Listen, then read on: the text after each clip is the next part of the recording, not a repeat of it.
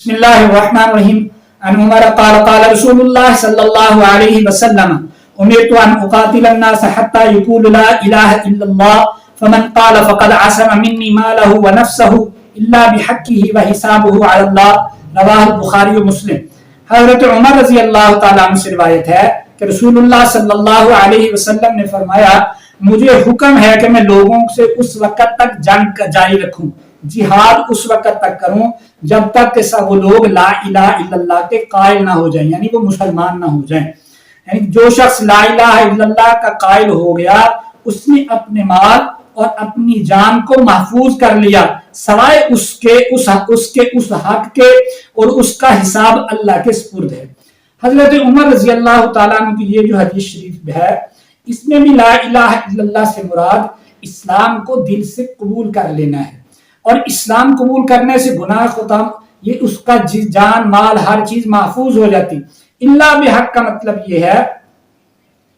یعنی یہاں اسلام کا ایک ضابطہ متعین فرمایا کہ ہماری جنگ فتح کے لیے یا مال و زر کے لیے نہیں ہے، علاقوں کے فتح کرنے کے لیے یا کسی کو ذلت دکھانے کے لیے نہیں ہے، ہماری جنگ اسلام کے لیے ہے۔ جب انہوں نے اسلام قبول کر لیا اب ہماری جنگ اور دشمنی ان سے ختم ہو گئی۔ اب اسی طرح اس کا مطلب یہ ہے، اللہ بحقی کا مطلب المحدثین نے لکھا ہے کہ اس کا مطلب یہ ہے کہ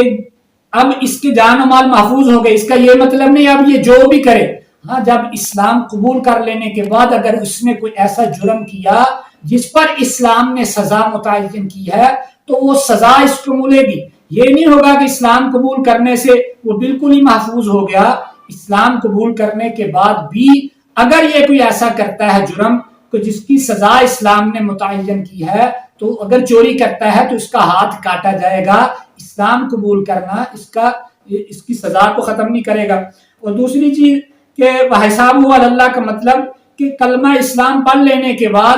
اب اگر وہ دل میں منافقت کرتا ہے تو یہ ہمارے ذمہ نہیں ہے، جس نے اسلام قبول کر لیا ہم اس کو مسلمان کہیں گے۔ آگے اس سے زیادہ وضاحت کے ساتھ ہے، آقا صلی اللہ علیہ وسلم نے حضرت ابو ہریرہ والی حدیث شریف میں ایسے ہی ہے، جو اس نے اسلام قبول کر لیا، لا الہ الا اللہ کی شہادت دی اور مجھ پر اور جو ہدایت میں لے کر آیا ہوں اس پر ایمان لے آئیں، سو جب وہ ایسا کر لے تو انہوں نے اپنی جان و مال کو مجھ سے محفوظ کر لیا سوائے اس حق کے، اور ان کا حساب اللہ کے سپرد ہے۔ اس میں بھی یہی ہے۔ حضرت ابن عمر رضی اللہ تعالیٰ عنہ والی حدیث میں ذرا وضاحت ہے، فرمایا جس نے اسلام قبول، مجھے حکم دیا گیا ہے کہ میں قتال کروں جہاں تک کہ وہ اسلام قبول کر لیں، اور اس کے بعد فرمایا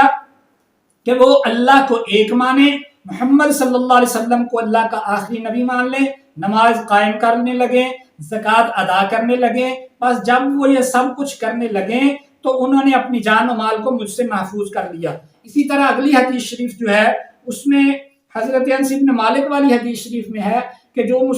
جس نے اسلام قبول کیا، ہمارے ساتھ بیت اللہ کی طرف رخ کر کے نمازیں ادا کی، مسلمانوں کی طرح اس نے ذبح کیا، زکوٰۃ ادا کی، تو اب وہ ہم اسے مسلمان سمجھیں گے، اس کا جان و مال ہم نے اسلام قبول کرنے سے اس نے اپنے آپ کو محفوظ کر دیا۔